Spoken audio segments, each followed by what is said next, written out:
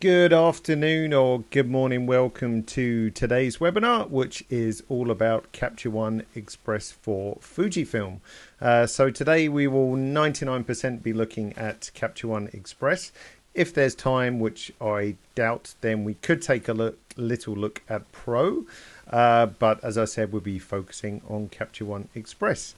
So Capture One Express, if you didn't know, that's a free application which works with a whole plethora of Fuji cameras. You can use it for as long as you wish.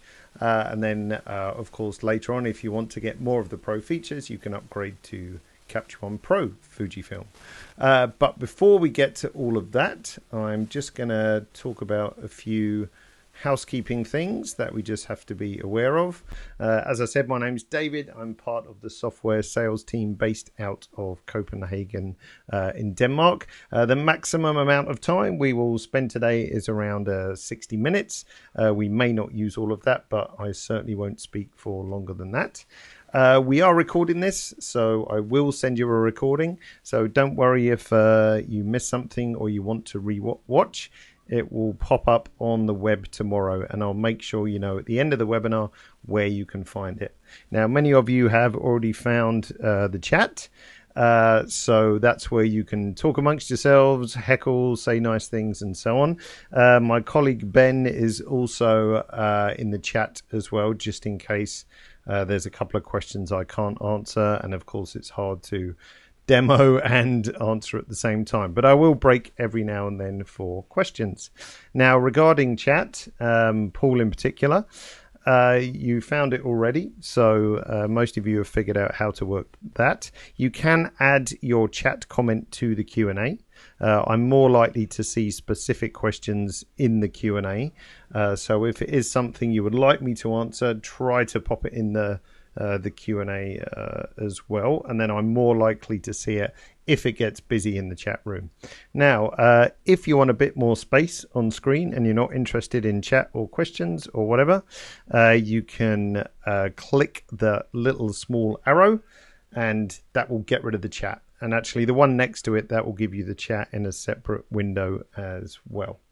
And Philip, I'm from the UK, but I work for the head office, which is based out of in Copenhagen. All right, so let us begin. So I'm just going to come out of Keynote, and we should be able to see myself on screen, and that's good. Yeah. Any sound issues, just refresh the page. Any visual issues, just refresh the page as well. Okay, so Capture One Express, just so you know, let's just put me on screen a second. When you download Capture One, so captureone.com/download, if you haven't downloaded already, contains all the sort of run modes or versions of Capture One. So once you've downloaded Capture One, you can run Express, you can run Pro in the 30-day trial, you can run Pro Fujifilm, and so on. So you only need one download. So what's going to happen when you first start Capture One is that you're going to see this screen that's going to pop up. Welcome to Capture One, and you need to select your version. So you'll see the full Pro version, Pro Fujifilm, Pro for Sony, and more options. So if you want to run Express, click more options, and then you'll see the very first one is Express Fujifilm, like so. So if we tap that, that will open up Capture One Express straight away for you, as you can see.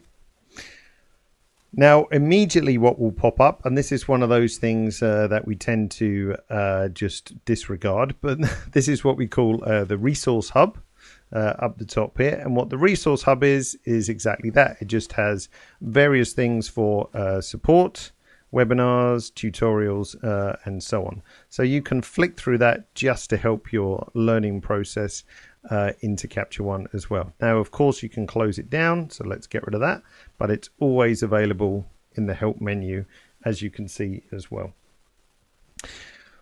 Now, before we get to the interface of Capture One, let's get some images in there so we can see how the whole interface works. Now, you'll notice in the middle of the screen there's this enormous button that says Import Images, and that is the first place to start. So Capture One is not a browser. I can't just browse what's on my system. It uses a catalog, mostly for speed and efficiency, and also for giving you good options for finding your images, searching, filtering, and so on. So we're going to start by saying import images like so. Now the import dialog pops up. It's going to look for you.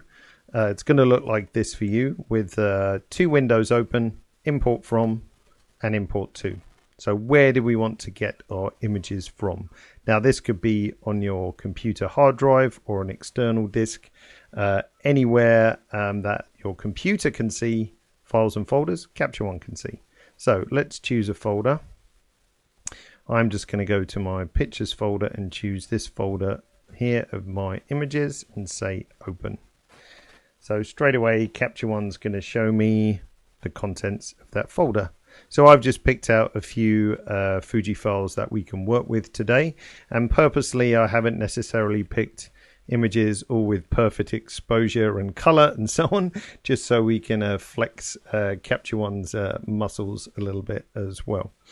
So import from my images, import to, this is what do we want to do with those images. Now by default it will be set to this current location. So this means simply leave the images where they are. Capture One will know how to access them. So I'm just going to keep it like that. So now if I say import all, then Capture One will start importing. And the only thing you're going to see is this activity window pop up telling me that Capture One is generating previews. And simply what it's doing is that it's making a small preview file of each image so that when we look at them in Capture One, we don't always have to access the raw file or the full JPEG file. We can just use a small preview for speed and efficiency. Okay, so now we have some images in Capture One and we can just let this preview generation run in the background. So now you have a bit of an impression of how Capture One looks, and it's essentially split up into 3 or 4 different areas. So in the center here, this is our viewer. So obviously where we see the currently selected image on screen, for example. On the right hand side over here, these are our various different tool tabs, which have all the kind of adjustment tools that we can use in Capture One. And then along the bottom, this is what we call the browser, as you can see, which is showing me my current collection of various images. And then up the top on the toolbar around here, we have various different cursor tools, which change the behavior of what the cursor does. And we'll get into those a little bit later, like cropping and so on. And then up the top here, we have some various action buttons, which do things as well to the image. Like, for example, let's take the first one. And if you're not interested in editing pictures at all, you want Capture One to take the wheel and do some auto adjustments. Then if we long press on the A button, we can see that Capture One will adjust all these various different image factors. And if I tap A, then you get a really nice edit just in one click. So if you're new to raw processing and you want to get a little bit of a head start but have the benefit of working with raw files, then there is no shame in using auto adjustments at all. And I will talk a little bit about JPEG and raw comparisons too. Okay, so if you would want to import again, over here in the top left, because obviously the big import button has, of course, disappeared now. So over in the very top left, this is where you can get the import window back like so. So I'll just choose a different source. So we've got a couple of things to work with. So let's grab some files from my little SSD. So let's go to a folder here and I'll get some more Fuji files from this nice guy. And again, I'll say current location, so they're going to stay on my external hard drive, and import all of those. So now we have a bunch of different images popped in, as you can see, like so. Now, how do I get back to that other import of images I did? Well, in the first tool tab, this is where we can manage our library. So if I expand out these 2 folders, then you'll be able to see what's going on. So the first tool tab, this is the library tool, which essentially shows me where my pictures are. And it's divided into 3 sections: catalog collections, user collections, and folders. So catalog collections, they're like shortcuts. So on the 13th of June at 1940 my time, I imported 7 pictures, and at 1937 we brought 23 pictures in, like so.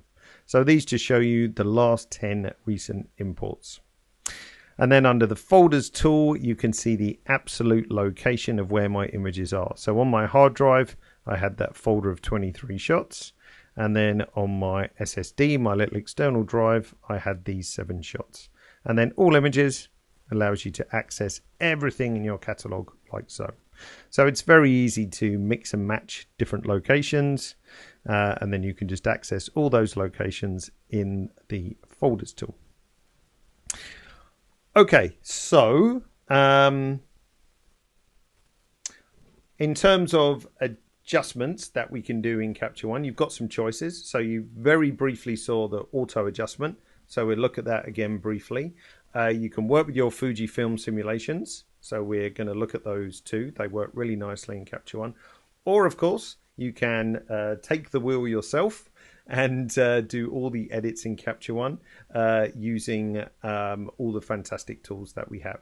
So auto adjustments, working with Fujifilm sims, and going full manual and taking the wheel yourself.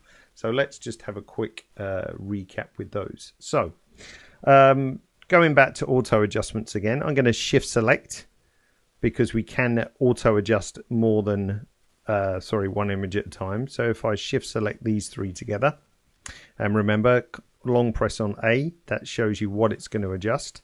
And now if I click A once more, then it will auto adjust all those images in one go. And then if we just see the first image, for example, we can see all the various different edits that Capture One has made.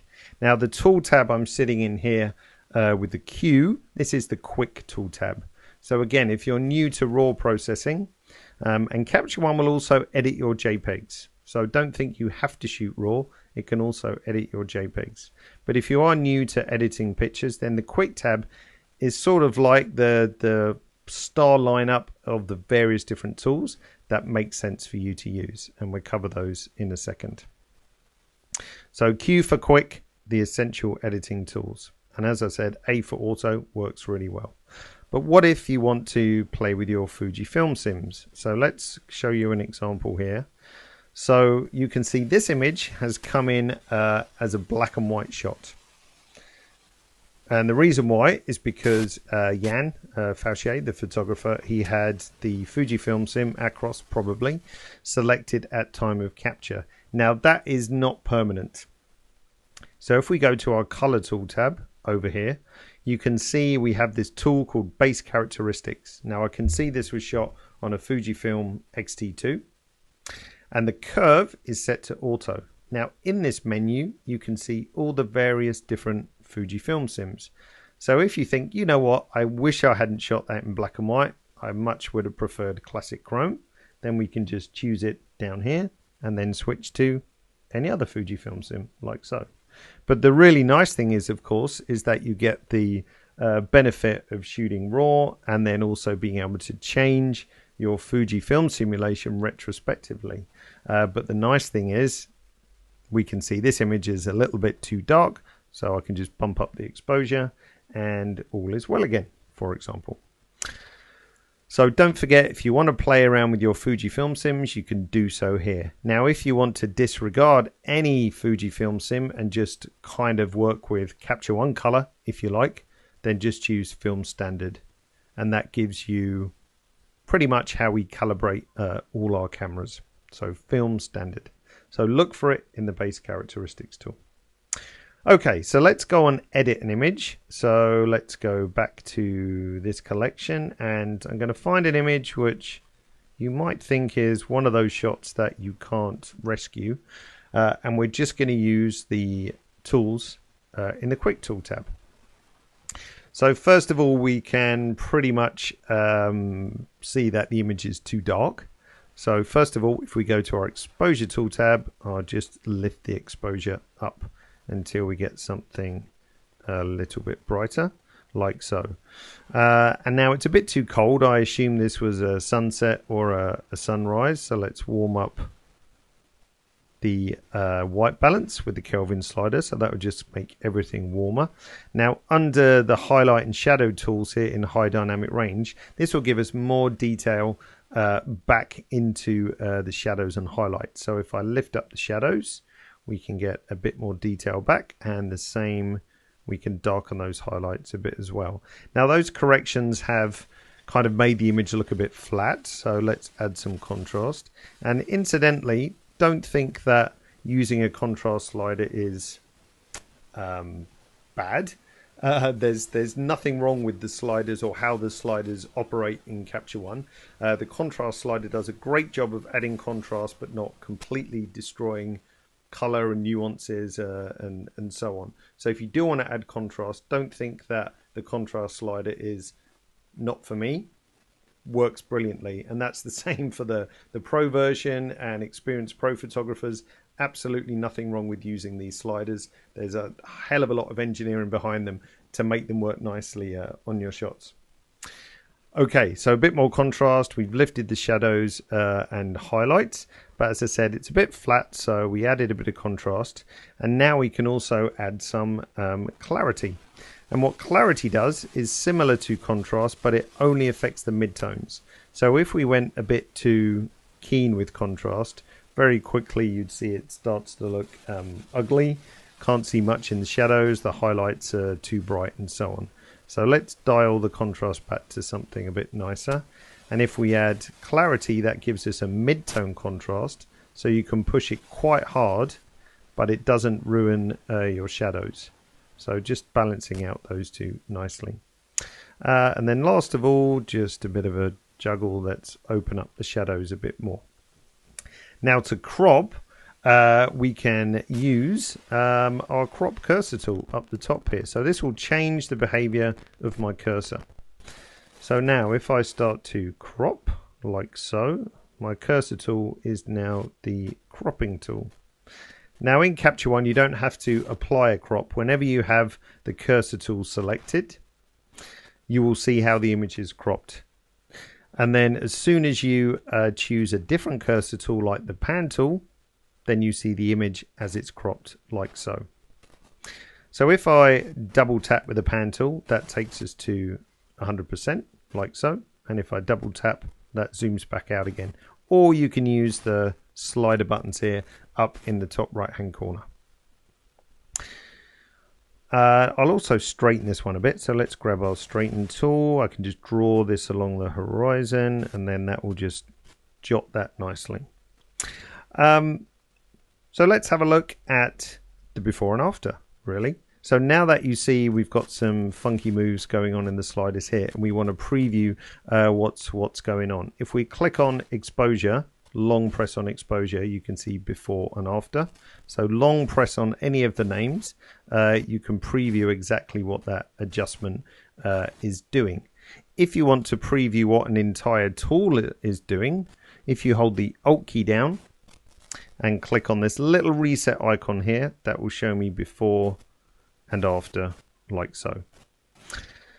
And if we want to see before and after of everything, all the edits we've done, again, if I hold my Alt key down or Option key and click on the reset button up here in the top right hand corner, then we can see before. So that was when we started editing to where we are now. Quite a dramatic difference. Something else we can do, we can also make a virtual copy. So if I make a new variant, this will give me a virtual copy. So it doesn't duplicate the raw files. It's just simply another sort of set of instructions, because remember, Capture One is non-destructive, so we're not actually changing any of the data in our files. We're just creating a set of instructions and then showing that to you on screen how it's going to look. So let's say new variant. I'm going to bring these up next to each other and let's zoom in. So if I hold my shift key down and click on the plus up here, then we can see our before and after. And let's just hide our browser. In the view menu, you can turn off the various different elements like the browser, viewer and toolbar. You can see a shortcut here. So let's hide the browser just to give us a bit more space. So that's how we started on the right hand side. and then this is how we finished up. So what I would urge you to do is when you're trying out Capture One, if you haven't tried it yet, is don't give it an easy file to work with. Give it something that maybe isn't the best color, the best white balance, the best exposure, and just see how you can pull that file around. Again, a raw file is best, and I'll show you a comparison between JPEG and raw.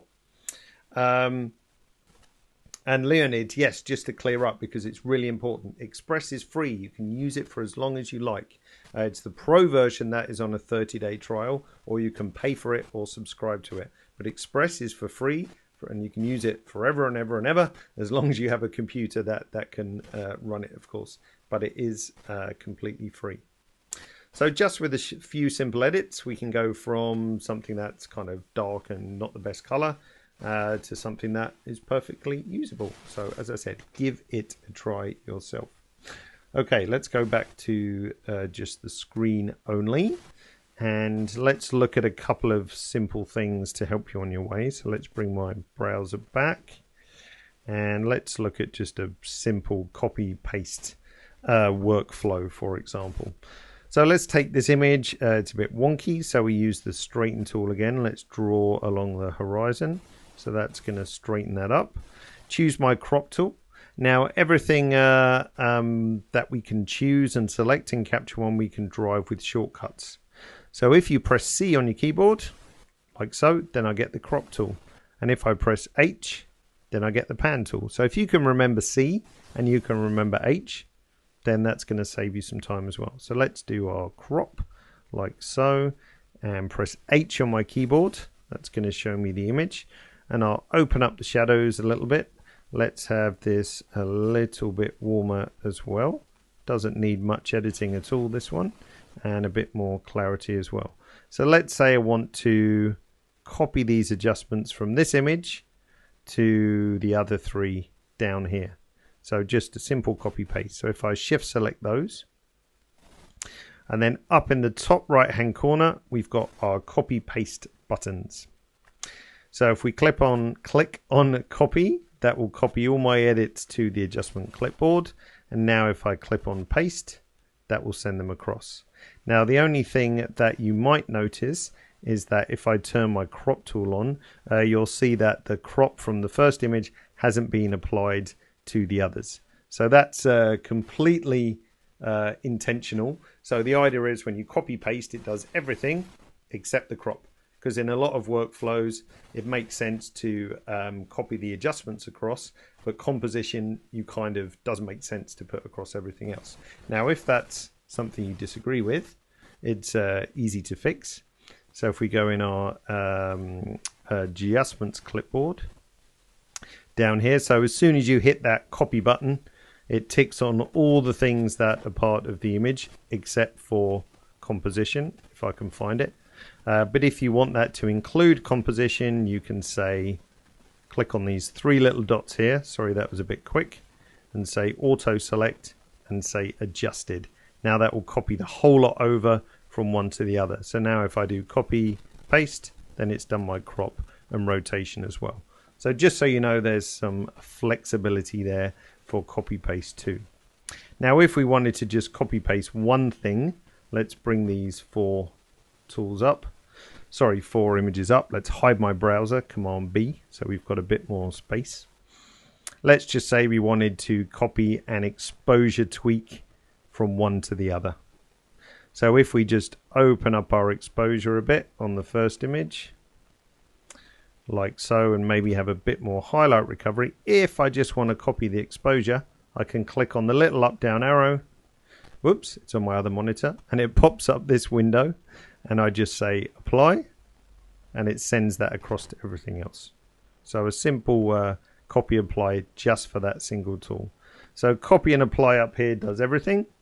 Copy and apply in the tool just does the tool itself. So again, if I wanted to copy and apply my highlight adjustment, I can just click that. So I'm running 2 monitors, so it's popping up on the other one and say apply like so. Simple. Okay, so let's have a look at, just so you're aware it's there as well. Let's bring my browser back. Command B. 1 second. Helps if I can see my keyboard over my microphone. So let's bring our browser back and look at styles. So I mentioned we've got our auto edits. So editing with auto, nothing wrong with that. Using the quick tool tab, that gets us just the top sort of all-star lineup for editing files. Fujifilm simulations, don't forget that. And then we can also use something called styles as well. So if we go to our styles and presets tool tab, have a look at built-in styles and then under spring. And these are just 10 styles that are included for free in Capture One Express. And the way to use a style, you simply hover over the top and then you'll get an instant preview on screen of how the style looks. So if I scroll down these, then I'll pick something that I think looks nice. So let's go for, oh, that looks good. Let's go for spring number 8. Now, if I want to disregard that, I can just tap it once more and it takes it away. So just a single click to add that style. And you'll see all the edits that have been happened in the various different sliders of Capture One, whether that's things like exposure and so on, and also things like color edits and so on and so forth. Now, some of these styles, they're using tools which are only available in Capture One Pro, but you still get the benefit of using the style in Capture One as well. And also, even though a style is applied, I can still play around with, I could open up my shadows a bit, I could add some more contrast, we could add a bit of clarity, and away you go. So you can use a style in combination perfectly happily with your own edits and adjustments here as well. Okay, so let's talk a little bit about the difference between RAW and JPEG. So let's find our surfer dude here.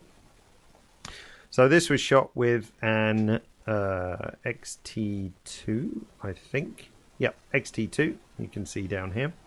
And I've got the same shot also as a JPEG, like so. Shot by Russell Ord, really nice guy out in Australia. This is some of his work as well. So all of it fantastic. One of them's on a GFX 100, so we'll have a look at that a bit later as well. So what's the difference between JPEG and RAW? So essentially RAW just gives you more data to play with. So a RAW file consists of a lot more ranges of luminosity or density that we can work with. So in a JPEG file, we have 0 is black, if you think of it as numerical, and then 255 is white. So we've got 255 steps between black and white, or gradations, if you like. Now that's not very many to play around with. In a RAW file, like a GFX 100, 16-bit, that has 64,000 steps from black to white. So 256 compared to 64,000. That's a big difference. And even in an XT2 or a XT1 or whatever, the difference between the RAW file flexibility and the JPEG flexibility is huge. Now Capture One will perfectly happily edit your JPEGs, and if you're doing small shifts and changes, that's fine. But if you need to really pull the file around, like we saw with Nora the dog earlier sitting on the boat, then RAW is definitely your friend. So let's see the difference between the two. So we're going to start with the RAW file. Now, as you can see, this is somewhat underexposed. So let's go to our quick tool tab. Now we'll brighten it up as much as we dare, because we don't want to ruin the nice atmosphere from the sky. Now let's open up the shadows. So that's going to help open up our foreground. Now again, it's gone a bit flat. Let's just hide our browser so we've got more image. So we can add a bit of contrast just so it's not too wishy-washy, and some clarity as well. It's a bit on the cool side, so let's warm it up with the Kelvin slider. So that's looking like quite a nice image. Now it's going to be grainy, of course. So this was shot at 1600 ISO, so it's not necessarily going to be super duper pin sharp, but it's really not too shabby at all and would make a nice print, good stable colors, and so on. So what can we do with the JPEG? So let's bring our browser back. Let's bring up the JPEG. Let's hide our browser again. And we try and do the same thing. So let's increase the exposure. And I'm not looking at the other image to sort of cheat whatever. So let's bump up our exposure. Let's see. And open up our shadows. And you see now when I'm trying to open up the shadows, not a great deal is happening. We sort of lost our latitude. We can do a bit. I'll probably have a bit more success bringing the highlights back. Not too bad. And let's open up. Sorry, let's warm it up slightly as well. And again, we're making big changes here, but not a great deal is happening. And I still can't see into my paddleboard base. So let's try brightening it more. And that's pretty much, if you like, the best we can do. And it really doesn't look as good. So if I go back one image, that's our raw file, and then forward one image, I'm just using a keyboard shortcut, that's our JPEG. And interestingly, let's zoom into, so if we look at Explorer here, so we can see that we've got a nice roll off of, you know, from brightness into the shadow here. If we look at it on the JPEG, then we've got all kinds of issues going on with color and so on. So yes, no problem to edit your JPEGs in Capture One, but to get the full benefit of what Capture One can do, and if I'm honest, other applications that do the same thing, then raw file is your friend. The benefit of Capture One, of course, is that it will show you the film simulation that you used when you took the picture, you've still got all the benefits of raw as well. Okay, let's have a look at some questions. So if we look at the Q&A, let's see. Hello from Portland. Hi, Johannes. Which cameras does it work with? If you go to captureone.com, then we list all the cameras, but pretty much any Fuji camera from way, way back, it's going to work with. So if you've got something that you bought in the last 6 or 7 years, probably longer than that actually, then it's not going to be a problem. Yes, it will be up for replay, the webcast. So I will give you to the link of that at the end. Good question from Philip. Says my tools panel is on the right hand side. How do I move it? Oh, his is on the left, right. Got them mixed up. So again, if you look in the view menu, there's a small amount of customization that you can do. So if you look under where are we? Tools. I can say place left or shift command T, and then they're on the left hand side and I'm covering them up. So now if I do shift command T again, then they're bounced back over to the right. So there is some minimal customization you can do in Express. In Pro, I can change the order of these tools. I can have floating tools, change the size of some of them. So you can do a lot more customization. Just to point out while we're talking about customization, under edit, we can say edit keyboard shortcuts, and all the shortcuts that I've spoken about we can change. So if you want to have a shortcut to hide and show the viewer, just type in viewer and you can choose anything that you want to have, or the tools or anything else. And if you click summarize down the bottom, that will open, oh sorry, my head's in the way. Let's move that. If you click summarize down the bottom here, then that will open a web page and show you all the different shortcuts that you can have. Okay, let's close that down. And a comment also for Alice and Philip. If we say about Capture One here today, so the day this is being broadcast, if you're watching the recording, this is today on the broadcast day, we released Capture One 12.1. So it's important for anyone with a Fuji camera to update that, update to 12.1. If you're lucky enough to have a GFX 100, then it's supported in this.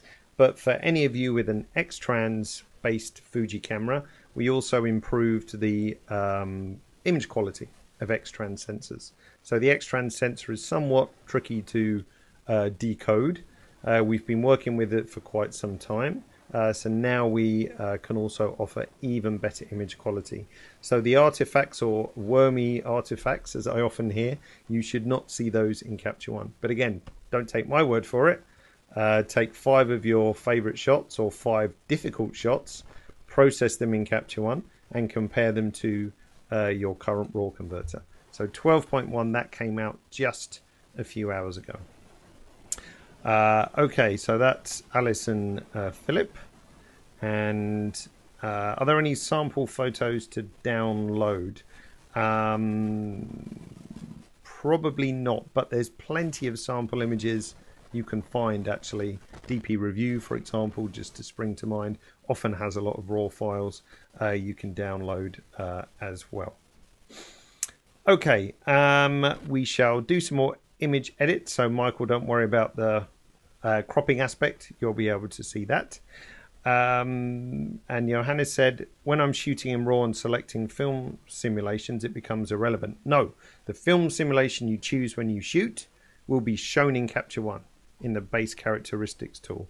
If you want to pick a different film simulation in Capture One, you can override what you set in camera, which makes it really nice and flexible.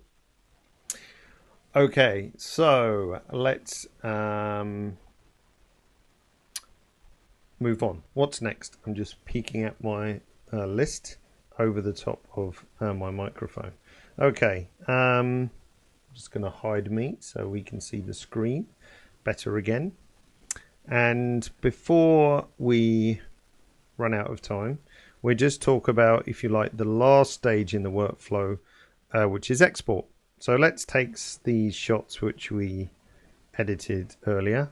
So let's take, I think, is this our GFX 100 shot? Yes. So actually, let's edit this one and we do the cropping for Michael's benefit, I think it was. Michael, yes. So let's choose our crop cursor tool. So that's up the top here. Or you can press C on your keyboard and that will select crop for you. So I'm going to crop this image. So let's have something a bit more panoramic. And press H on my keyboard. That chooses the pan tool and shows me the image as it is cropped. Now this looks kind of pretty good out of camera, really. So it's not a great deal I'm going to do to this. Let's just have some clarity, I guess. Looks pretty nice. Maybe some highlight recovery, and let's just open up the shadow so we can see in the curl of the whale. If we zoom into 100%, that will give us a nice impression of the sharpness there. So that looks pretty good. Let's just hide my browser for a second. And there we go. So, all right, we've got some images that we've edited and we want to export them to final formats for printing or sharing online. So I'm just going to choose the first one and shift select and choose these. So I want these 6 images to share on Instagram or export for printing out or something like that. So if we say file, export images, where are you? Export, export, export images, like so. And we choose variants. Now, if you want to do this in a much quicker way, forget all that and just click on the little icon up here in the toolbar. And that will take us straight to the export dialog. So import is the first, export is the second. Easy peasy. So I'm going to first choose a destination. So I'm going to choose a folder. Let's pop them in my pictures folder. And I'm going to make a new folder. And these are going to be photos for Instagram, for example. And set this as the export folder, like so. Next section, naming. If I leave this as image name, it's just going to keep exactly the same name. Down here to recipe, I can choose various different output formats. For example, I'm going to choose JPEG.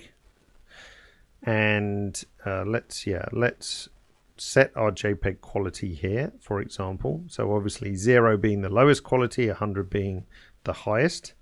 And as I'm going to put these on Instagram, I don't want to put a huge whacking great 100 megapixel file up on Instagram, so I want to resize them. So I'm going to say, let's go for a width in pixels. Now Instagram, I think, will let you take up to 2048 pixels now. So let's put that value in. And then all I need to do now is say export. The activity dialog will pop up on screen again, giving you a rough estimate, around 10 seconds in this case. And now you see we've got photos for Instagram right here. And here they are. If we look at the first one, like so, look at the info down here. You can see it's 2048 pixels across. Easy. So let's close that down. And you'll also get a dialog saying that export has completed. It's all done. So import the first button, export the second button. Simple to remember. I saw just a couple of questions flash up on crop ratio. Couple of things. Long press, as Billy from Fuji says. Thanks, Billy. Or any of the cursor tools, you can right click and you get a subcontext menu. So you can see there, if I right click with the crop tool, then I get this subcontext menu, which I can then pick my different crop ratios, like so. And if you tried right clicking with the pan tool, for example, you get a little mini navigator. So if I'm zoomed into 100%, so remember, double click to zoom in, double click to zoom out. So if I'm zoomed into 100% and I right click with the pan tool, then I get this little mini navigator, which is really handy for just zipping around the image, checking for sharpness and focus and so on. Now, as I said, focus or sharpness, that actually leads us into a good question from Shiva about sharpening and noise reduction, because the way Capture One behaves with sharpening and noise reduction is very different to how any other raw converter works actually. So when we add support for a camera in Capture One, it's not like we add support for a RAW file or a .nef file. We actually add it on a per camera basis. So each camera that comes to the Capture One factory, we shoot tons of pictures with it, about 700 actually, color profile it and see how the camera behaves.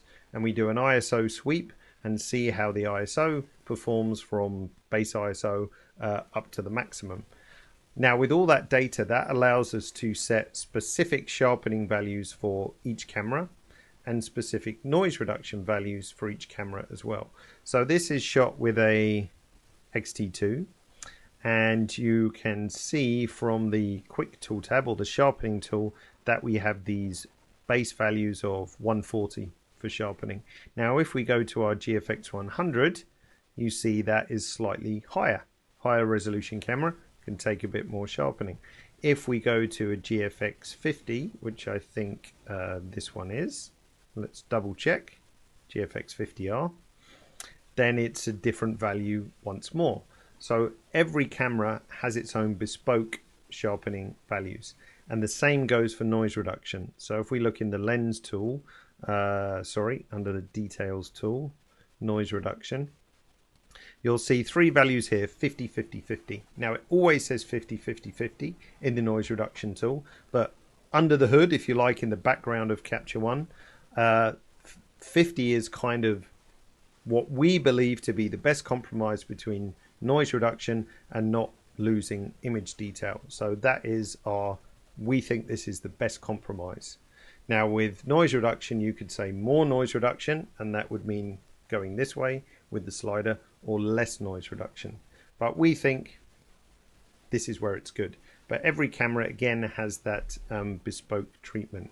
So Shiva, coming back to your question, I would say don't feel you need, or don't feel that sharpening and noise reduction is something that you need to specifically edit for every single picture. I would say for sharpening, don't touch it. If you are going to sharpen, let's go back to, where's Nora the dog? Nora. I've lost her. Here she is, like so. Oh, there we go. Just the thumbnail hadn't updated. If we go for something like this, again, this is our default sharpening. There's a really handy little slider called, well, it's hard for you to see. It's called Halo Suppressant, but it's such a long word, it gets hidden in the tool. So you can actually push sharpening quite hard. And then if we push this really, really hard, you'll start to see those kind of unsharp mask halos pop up. which are a little bit ugly. But if we want to keep that level of sharpening, we can counterbalance that with the halo suppression slider, and then we get a really super nice sharp image. I don't know how the webinar transmission looks, but it definitely looks sharp on my screen, but without the nasty sort of artifacts.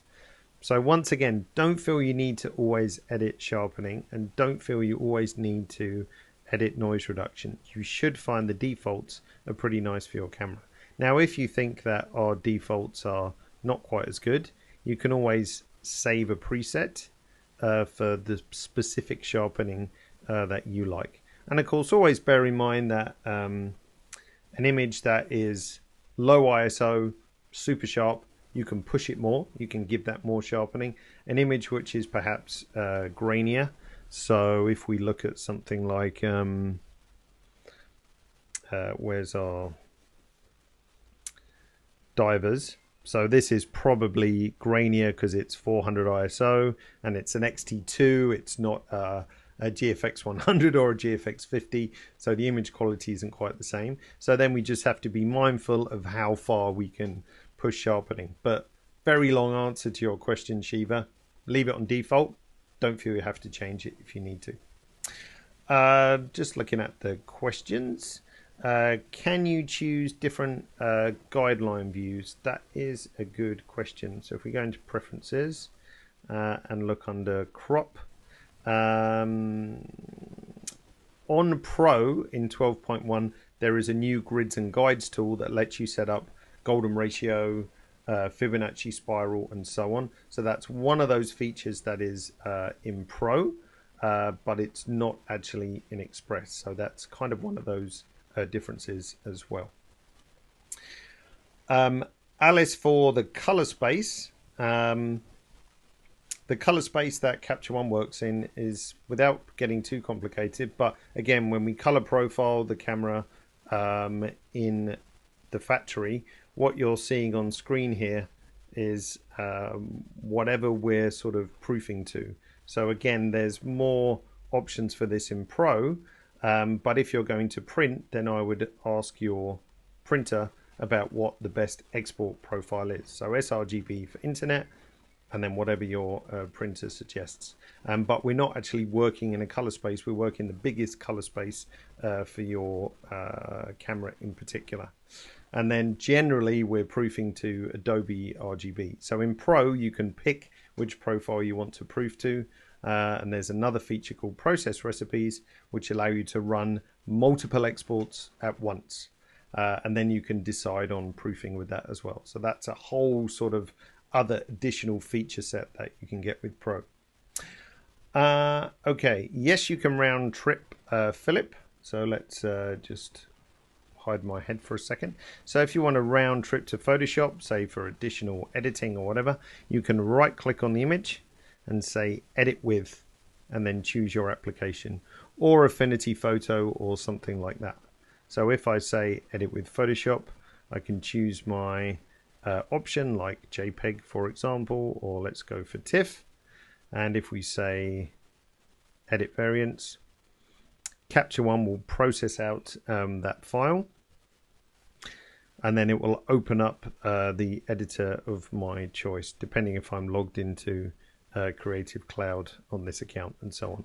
And then that will open up in Photoshop, and then you can start working in that, and then it'll always round trip back into Capture One. But yeah, that could be Affinity Photo, Photoshop, etc., as you mentioned. Now, before we run out of time, something that always pops up that I just want to mention is lens corrections as well. So if we go to this image, so this was shot with a GFX 50R, and you'll see here that the profile for the lens pops up automatically. So this was shot with a GF 63, for example. So if you see the name of the lens in the list here, that means we've profiled that lens at the HQ in Capture One, and we can correct for distortion, sharpness fall off, and light fall off as well, vignetting and so on. Now the nice news is that if we go to, let's just grab an XT2 shot again, for example, one of these which we maybe haven't profiled. Here we go.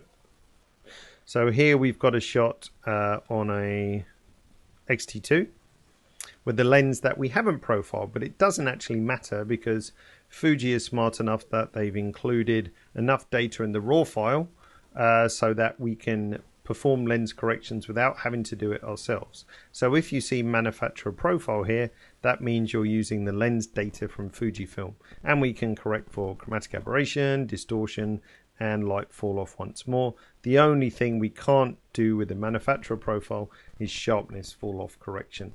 But the nice thing is it means that if Fuji came out tomorrow with a brand new lens, it's instantly able to be corrected in Capture One.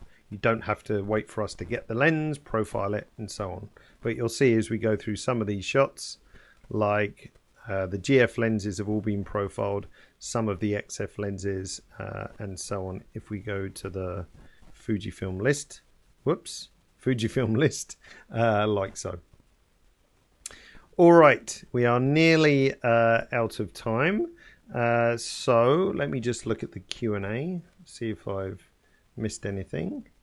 And yes, Frank, you can export as DNG, but not from Xtrans files. It's not possible to translate that to DNG. And to be honest, there's actually no benefit to exporting to DNG because you're just making another raw file with no edits inside. Remember that no two raw converters are the same. So the science that we use for editing the file, getting the best colors, sharpness, and so on is different to what On1 is doing, Lightroom is doing, and so on. So you can't really transpose those edits from one application to another, or at least you can only approximate them. So exporting to DNG is just giving you another raw file with no edits from Capture One. So it doesn't give you any benefit, for example. You could export edited photos to iPhoto, Francis, if you just export JPEGs and then import them into iPhoto. And then that way it's all in your iOS ecosystem and so on. I do something similar. I export JPEGs, stick them on Google Photos, and then I can browse them anywhere. It's just that constant safety backup if my whole computer explodes and every hard drive I have, everything I have goes on Google Photos. So yes, you could do exactly the same thing as well. Can you edit a black and white image? Yeah, you can edit anything. So shall we make, what should we make black and white? Well, let's take a grossly underexposed picture, not grossly. My colleague took this, so I should, a little bit underexposed image. And let's just brighten that up for a second. And now we can go to my Fujifilm sim and change this to Acros. What should we go for? G or R? Let's go for G. So now we're in Acros Film Sim. We can continue. So it was a bit dark, so we lifted that up. Let's open up our shadows, not too much. Bit more contrast and a bit of clarity. Let's hide our browser just so we've got more space. And there we go. So yes, no reason why you can't do that. And if we wanted to have a color version, I could just say, let's clone this. So this will give me a virtual copy. So I've got another black and white, and let's change this to, should we go for classic chrome? Let's do classic chrome, like so. So it's really flexible having that combination of Fujifilm simulation and the ability to edit the raw file. So if you shoot JPEG, then give RAW a try as well. So if your photography is anything like mine, the hit rate isn't amazing. So having that raw sort of flexibility means you can rescue so many images that you might have thought were written off before. So there's always possibility to drag out plenty of data from that file. Saeed was saying, is it possible to export raw file with a different size and resolution JPEG files? Remember, you don't have to export the raw file. The raw file is like your sacred, untouched. We never change anything in the raw file. What Capture One is doing is just making instructions, showing you on the viewer what it would look like with those instructions. And then we can export our JPEGs, our TIFFs, or whatever. But yes, you could easily export JPEGs in a whole bunch of different sizes, but your raw file is never touched. That stays safe, unedited, etc. Carl, will this program ever be ported to run on an iPad such as Lightroom? Wouldn't you like to know? I think is the answer to that. Unfortunately, company policy is that we don't talk about what's coming in the future. We have all kinds of exciting things planned, but we can't specifically say what it's going to be, I'm afraid. Just avoid disappointment if things don't happen. So, but regarding your specific question, Carl, yes, we know obviously that's a popular feature that people want. You're obviously not the only person to ask that and so on. But as and when, if it will happen, then that's not something I can share, I'm afraid. Or if indeed it will happen. Okay, last couple of questions and then we will have to wrap up. Any way to do local adjustments? I saw Philip ask on the Q&A. Yes, but that's in the Pro version. So if you remember, Express is simply to give you the best raw conversion that we can give you for your Fuji files, Extran as well. Don't forget that, best Extran's processing, with the great tools for doing or going more than just in-camera JPEG. So changing our exposure, contrast, highlights, clarity, sharpening, noise reduction. So going that bit beyond in-camera JPEG. Then if you want to go to the next step, which is local adjustments, more advanced color edits, color grading with the color balance tool, curves, all those kinds of things, then that's when we can suggest Pro. So if you're new to editing photos, especially raw editing, wet your boots, as we say with Capture One Express, get into that. And then when you think, oh, you know what, on this image, I'd love to just be able to brighten up these trees on the right hand side. That's a local adjustment, which you can easily do in Capture One Pro.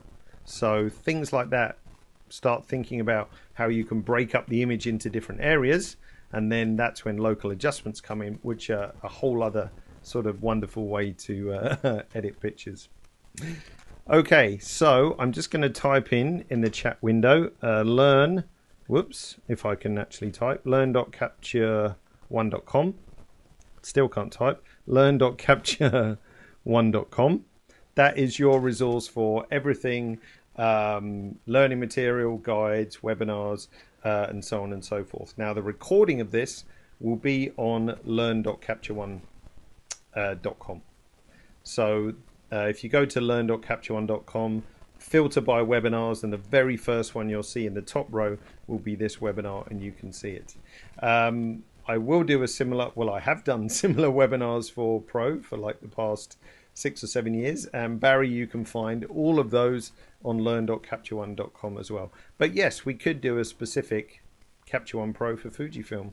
Why not? So, and yes, Paul, you can buy styles for Express, as I mentioned earlier. So if you look in the resource hub under the help menu, let's make sure I'm not covering it up. You can see actually the first pop-up in the shop is get 110 styles.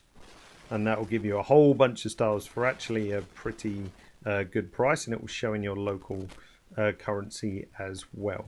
So just have a look in the shop now, and that will show you whatever styles deals are going on at the time. So, all right, many thanks for joining me today. I will let you get back to your daily lives. It's been a pleasure, and don't forget to head to learn.capture1.com. And I hope to see you all again in the future. So take care, and thanks for your nice comments. See you soon.